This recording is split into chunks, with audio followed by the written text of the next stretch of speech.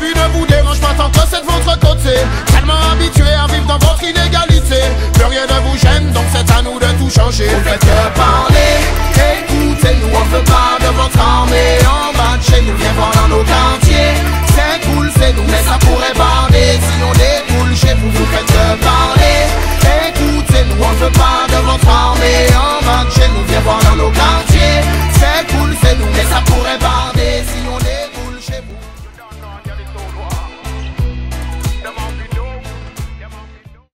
Bonjour tout le monde et bienvenue sur Regard Critique. Aujourd'hui, je vous emmène dans un lieu plutôt sympa. On est à Nantes, une ville que j'aime beaucoup, à la fois parce que c'est une ville jeune et c'est une ville qui a au niveau de la culture plein de trucs à voir, plein de trucs à faire. Et on va commencer donc cette visite sur Nantes et ses alentours avec une attraction que tout le monde connaît ici, c'est le château des Ducs de Bretagne. Donc on va faire un petit balade à l'intérieur. Alors on n'a pas le droit de filmer dans le château parce que c'est un musée. Par contre on a le droit d'aller au niveau des remparts parce que c'est un lieu public, tout le monde peut se promener et c'est une balade super agréable. Donc, on y va et ensuite je vous donnerai quelques infos sur le château des Ducs de Bretagne.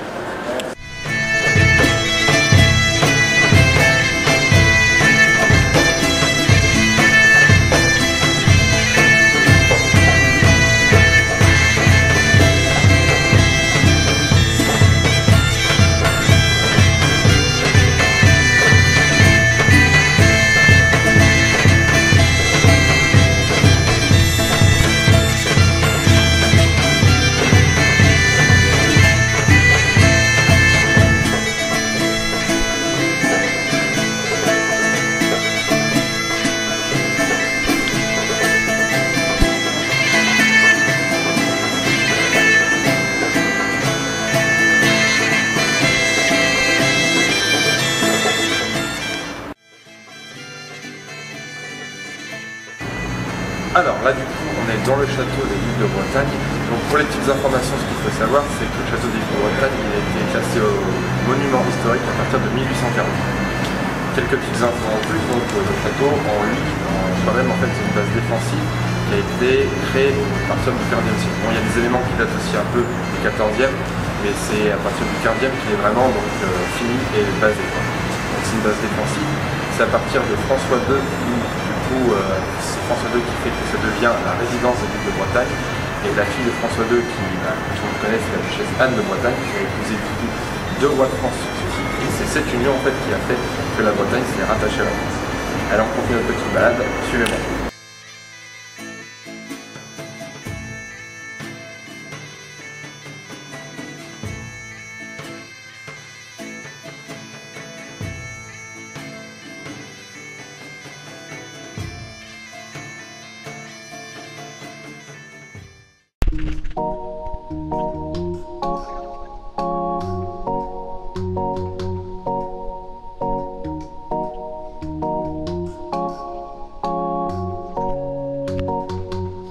It's been a long time now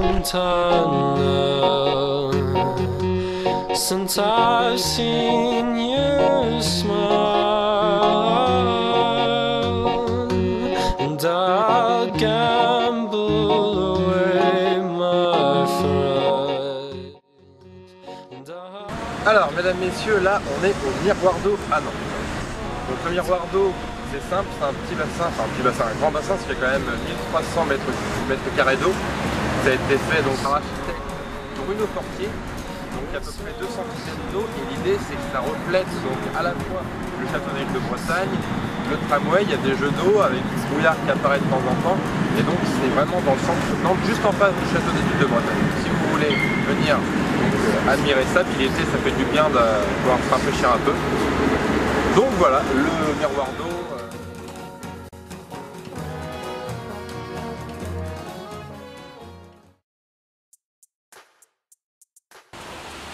Alors là on vient d'arriver au jardin botanique de Nantes.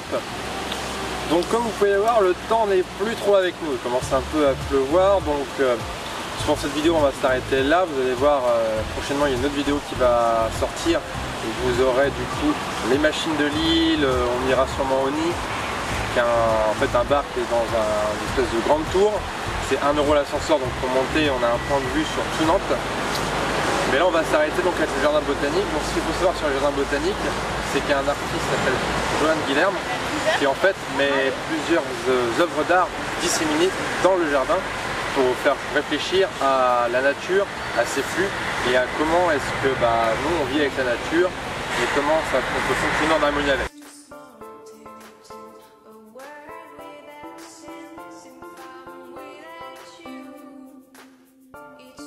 Alors, juste quelques petites précisions par rapport aux intentions de l'artiste.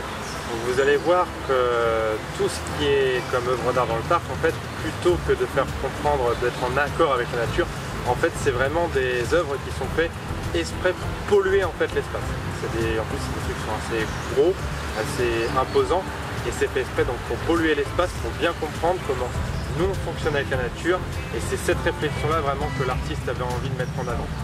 Donc, je vous laisse continuer la visite. Donc moi je m'appelle Maël Soula, actuellement je suis en école d'animation et je trouve que le jardin des plantes c'est un très beau lieu pour énormément de choses. Il y a une source sur la nature qui est très intéressante et puis c'est très tourné vers l'art. Donc pour s'inspirer de plein de choses et puis se poser, se ressourcer tout simplement, c'est super cool. Donc moi je viens ici assez souvent.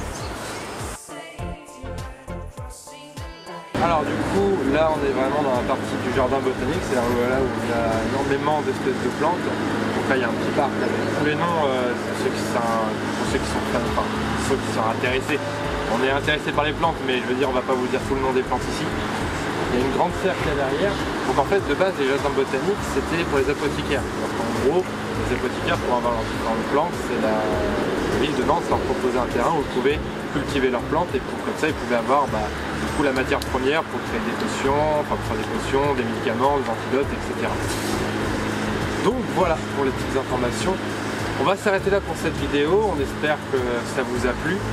Donc la prochaine va arriver très rapidement, genre dans 2-3 jours. On vous souhaite une très bonne journée, n'hésitez pas à liker, à vous abonner et s'il y a des villes en particulier que vous aimeriez bien qu'on visite, mettez-le dans les commentaires. Allez, je vous souhaite une bonne journée et n'oubliez pas, gardez le regard critique.